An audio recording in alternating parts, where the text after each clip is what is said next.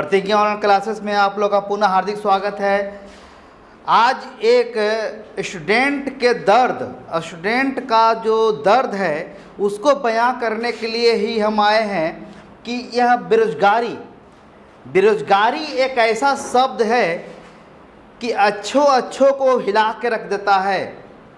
क्योंकि आज बेरोजगारी जो है एक ऐसा दंश है जो हर किसी को डस रहा है।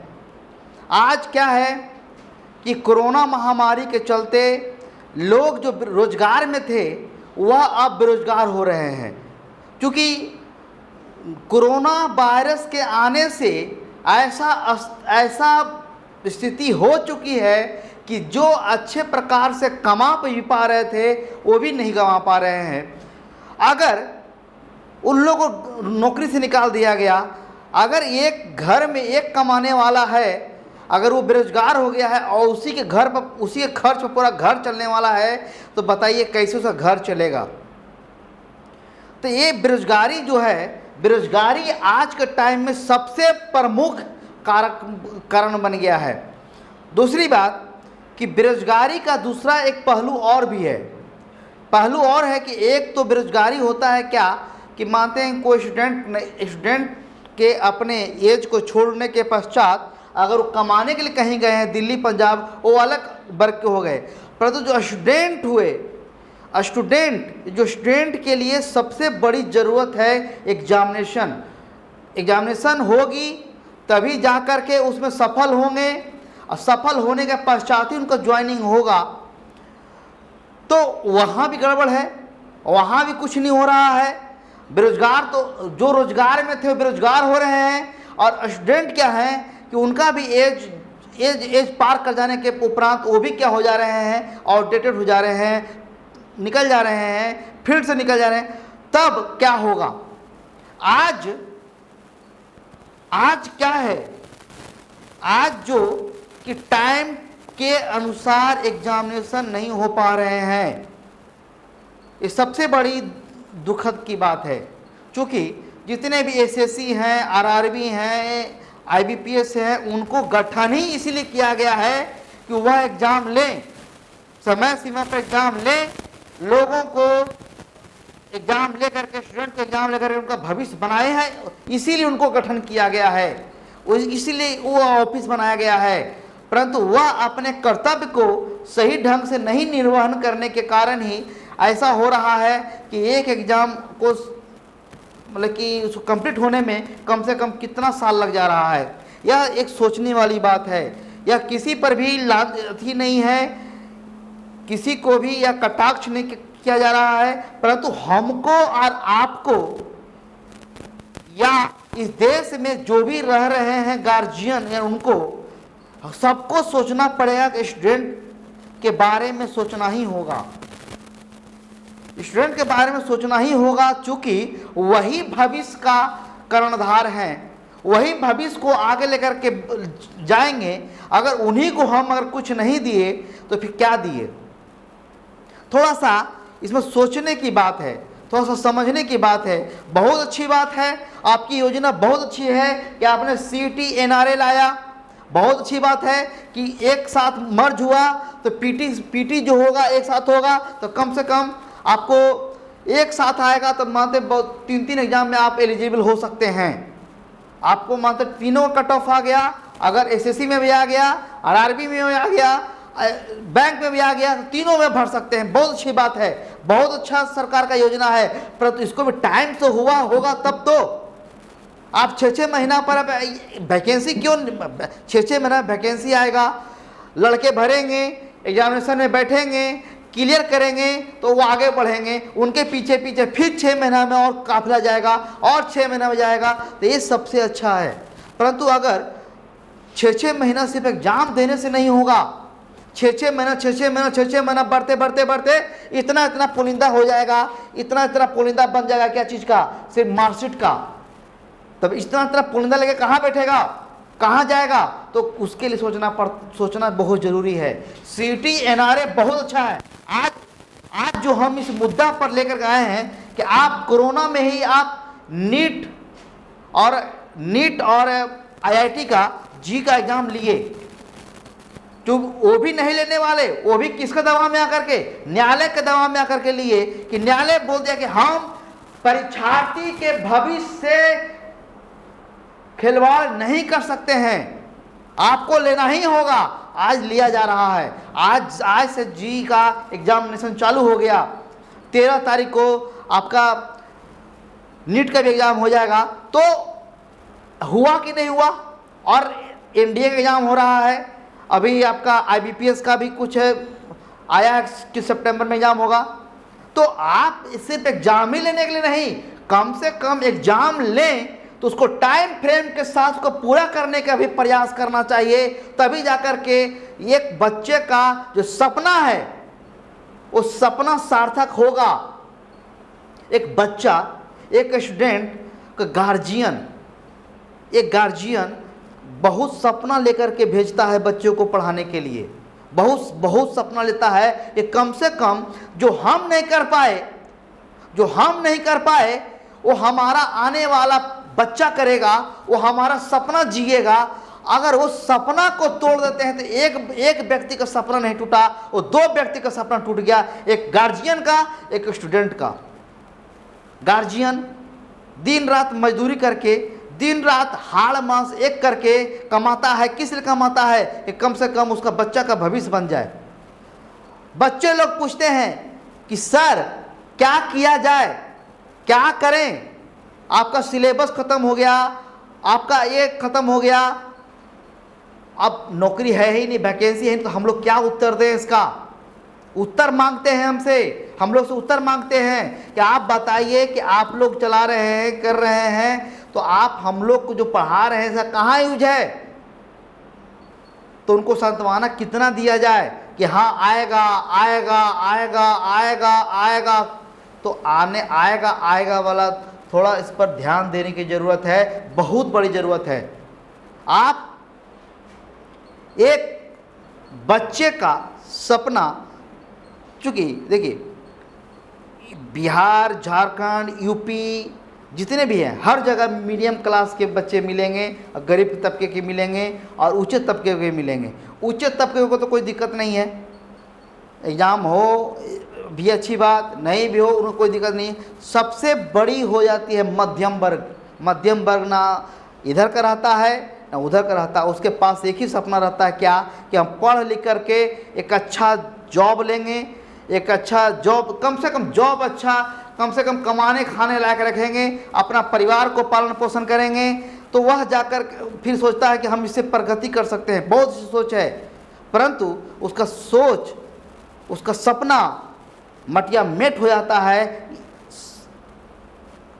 गलती के कारण। गलती क्यों हो रहा है? क्यों गलती हो रहा है? आप एसएससी को, आरआरबी को क्यों नहीं बोलते हैं कि टाइम पर एग्जाम ले? टाइम उनको भर्ती, उनको एजेंसी को गठन क्यों किया गया है?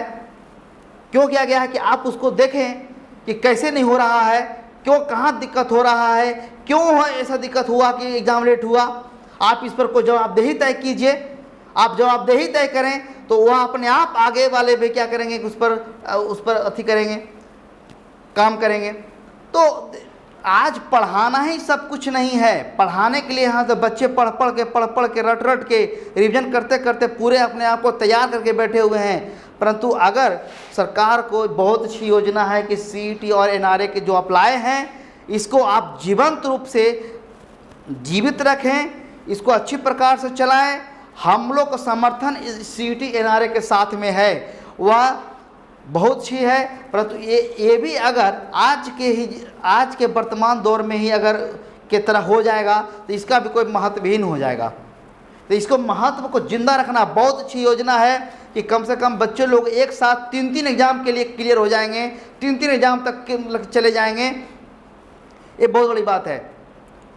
स्टूडेंट को भी कहना चाहते हैं, परीक्षार्थी को भी कहना चाहते हैं, किसी ब्लेम करने से कुछ नहीं होगा।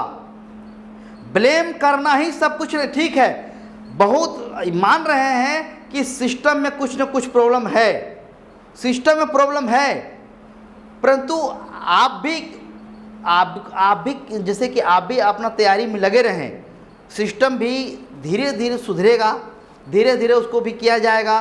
तो आज यह मुद्दा क्यों उठाया जा रहा है? यह मुद्दा इसलिए उठाया जा रहा है कि कम से कम इतना ये इसका ऊपर लिमिट तक चला गया कि इसका तब उठाना पड़ रहा है। तो बच्चे स्टूडेंट कभी भी आवाज़ नहीं उठाते हैं, आवाज़ कभी नहीं उठाते। उनको पढ़ने से ही मतलब होता है, उनको अपने आप से मतलब होता है। वो चाहते हैं कि हम कैसे सिलेक्शन पावें, वो मतलब होता है। वह व्यर्थ के समय इधर उधर नहीं गंवाते हैं। तो वो सब बात बहुत हुई, बहुत चल रहा है, परंतु और सरकार को भी यह चला गया होगा या और सिस्टम के पास चला गया है ये सब आपका। परंतु उससे ज़्यादा आपको कहने का मतलब है क्या कि आप कोरोना वायरस में, जो कोरोना काल में जो आप अभी तक जो इनएक्टिव थे, एक्टिव पोजीशन पर आए। धीरे धीरे सारा एग्ज़ाम आ रहा है, इसमें कोई परेशानी नहीं है। जो सिस्टम अभी गड़बड़ है उसको देखा जाएगा, उसको कंट्रोल किया जाएगा, उसको समझा जाएगा। तो ये बात हुआ है। देखिए, एक स्टूडेंट को मात्र कुछ नहीं चाहिए, उसको एक रोजी रोटी कमाने लायक उसको जरिया चाहिए। वह जरिया जिस दिन मिल जाएगा वो अपने आप में मगन हो जाएगा। उसको ना पॉलिटिक्स से मतलब है ना कुछ से मतलब है। वो आएगा तो अपना, जब समय आएगा तो अपना मत का प्रयोग भी करेगा। ऐसी बात नहीं कि मत का प्रयोग, परंतु उसको भी अपना उसको मिल जाएगा, ठौर ठिकाना मिल जाएगा। यही हर कोई चाहता है। हर कोई चाहता है कि 30,000 40,000 50,000 को नौकरी मिले, उसी में अपना संतुष्टि प्राप्त कर ले। परंतु वो भी मिले तब ना, वो भी मिलेगा तब तो इसके बारे में थोड़ा सा सकारात्मक कदम उठाने की सख्त ज़रूरत है कि कम से कम टाइम बाउंडेशन के अनुसार यह सरकार की जिम्मेवारी है, सरकार की निगरानी करना है कि कौन सही ढंग से काम कर रहा है, कौन सही काम नहीं कर रहा है। ये टाइम क्यों ऐसी हो रहा है कि 4-4 साल का एग्ज़ाम, 5-5 साल का एग्ज़ाम अभी तक क्लियर नहीं हुआ। तो इससे बताइए, 4-4 साल एग्ज़ाम में क्लियर नहीं हुआ और जो लड़का बैठा हुआ है एग्जामिनेशन के लिए सिर्फ सब कुछ छोड़ के, घर छोड़ करके, सब कुछ छोड़ करके सिर्फ बैठा हुआ है। क्यों बैठा हुआ है कि एग्जामिनेशन होगा? 4 साल इंतज़ार में बैठा हुआ है। 4 साल में कितने बच्चे का एज ओवर एज हो जाने के चलते वो फील्ड से क्या हो जाते हैं, निकल जाते हैं। तो उनका तो करियर ख़त्म हो गया, और करियर भी ख़त्म। और दूसरी बात क्या कि जो वहाँ पर वो पढ़ रहे हैं तो वहाँ भी जगह, वहाँ भी अपना वो अपनी कर रहे हैं, बैठ रहे हैं। उनके जगह पर कोई नए लड़के आते और अच्छा रहता, कम से कम ये निकलते तब तो आते। तो ऐसा नदी का बहाव अगर एक जगह ही अगर सिमटा दिया जाए, रोक दिया जाए, तो वह पानी ज़्यादा फ्रेश नहीं रह पाएगा, वह गंदगी पकड़ेगा ही, वहाँ सड़न होगा ही होगा। उसी प्रकार अगर स्टूडेंट को भी अगर हम क्लियर नहीं करेंगे, स्टूडेंट को भी अगर हम उसको बढ़ाएंगे नहीं, बहाएंगे नहीं, बहाने का मतलब ये हुआ कि उसको भी हम क्लियर करते जाएं, 6 महीना साल भर को क्लियर करते जाएं। सारा स्टूडेंट आ रहा है, जा रहा है, आ रहा है, जा रहा है, ऐसे आएगा तो किसी को भी कोई परेशानी नहीं है।